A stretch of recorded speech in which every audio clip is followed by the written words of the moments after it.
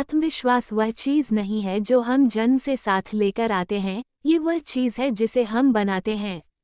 ये वह चुप्पी से काम करने वाली ताकत है जो हमें आगे बढ़ने के लिए प्रेरित करती है, चाहे हम कितने भी असमंजस में क्यों न हों।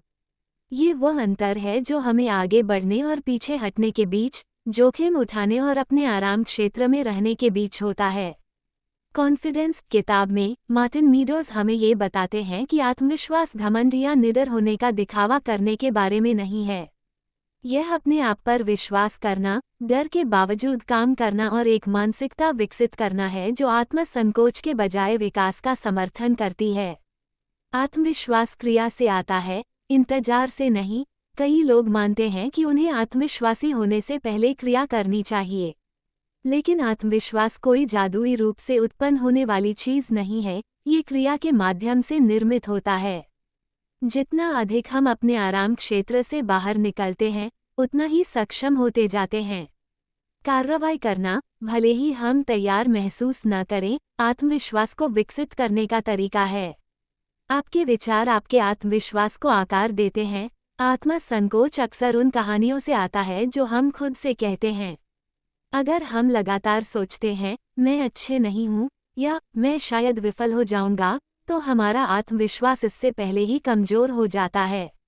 अपनी आंतरिक संवाद को बदलना, डर आधारित विचारों को सशक्त विचारों से बदलना, स्थायी आत्मविश्वास की नींव तैयार करता है। विफलता ये प्रमाण है कि आप कोशिश कर रहे हैं। विफलता का डर आत्मविश्वास को खत्म करने वाला सबसे बड़ा कारण है। लेकिन विफलता कमजोरी का संकेत नहीं है, यह इस बात का प्रमाण है कि हम खुद को आगे बढ़ा रहे हैं। हर गलती, हर गलत कदम एक पाठ है। वे लोग जो सफल होते हैं, वे नहीं होते जो कभी विफल नहीं होते, वे होते हैं जो विफलता के बावजूद चलते रहते हैं।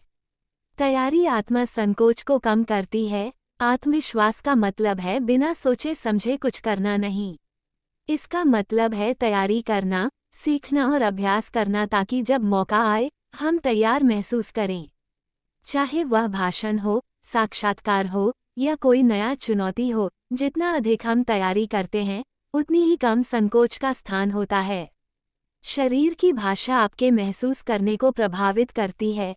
हम किस तरह से खुद को प्रस्तुत करते हैं, वो हमारे महसूस करने पर प्रभाव डालता है। झुककर चलना, आंखों से संपर्क न करना या अपने आप को छोटा दिखाना असुरक्षा को बढ़ाता है। सीधा खड़ा होना, आंखों में आंखें डालकर बात करना और खुले शरीर की भाषा का इस्तेमाल करना हमारे मस्तिष्क को ये संदेश देता है कि हम सक्षम हैं और नियंत्रण में हैं। दूसरों की राय से आपका मूल्य तय नहीं होता। एक बड़ा आत्मविश्वास जाल यह है कि हम लगातार दूसरों की स्वीकृति चाहते हैं। आत्मविश्वास अपने आप को जानने से आता है, न कि दूसरों से मान्यता प्राप्त करने की आवश्यकता से। अपनी खुद की सोच पर विश्वास करना और बाहरी मान्यता की बजाय आत्मविश्वास को मजबूत करना खुद पर विश्वास को बढ़ाता है। आत्मविश्वास समय के साथ बनता है, एक रात में नहीं। आत्मविश्वास कुछ ऐसा नहीं है जो एक दिन आप जागकर पा लेते हैं। यह एक मांसपेशी की तरह है जिसे समय के साथ मजबूत किया जाता है। छोटे छोटे कदम, रोजाना की आदतें और निरंतर प्रयास हमें गहरी, अडिग आत्मविश्वास की ओर ले जाते हैं। यह एक यात्रा है, मंजिल नहीं। कॉन्फिडेंस किताब हमें ये याद दिलाती है कि आत्मविश्वास कुछ ऐसा नहीं है जो सिर्फ कुछ भाग्यशाली लोग ही प्राप्त कर सकते हैं। ये कुछ ऐसा है जिसे सही मानसिकता, क्रिया और धैर्य के साथ कोई भी विकसित कर सकता है। हर छोटा कदम हमें उस आत्मविश्वासी व्यक्ति के करीब ले जाता है जो हम कभी बनना चाहते थे।